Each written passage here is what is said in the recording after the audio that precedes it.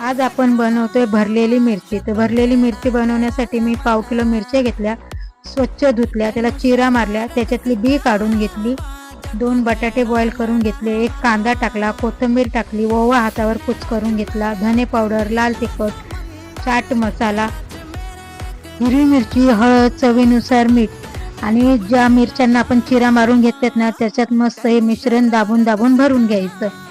पॅनमध्ये 1 चमचा तेल ओतायचं, राई, जिरं, हळद, काश्मीरी लाल तिखट टाकायचं, छान मिक्स करून घ्यायचं.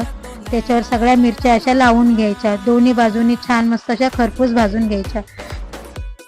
झाकण ठेवून 1 वाफ काढून घ्यायची आणि अशा पद्धतीने आपली भरलेली चमचमीत मिरची तयार आहे आणि मस्त चपाती बरोबर खाऊन घ्यायची. जर तुम्हाला ही रेसिपी आवडली तर व्हिडिओला लाईक करा, चॅनलला सबस्क्राईब करा. Tata bye bye.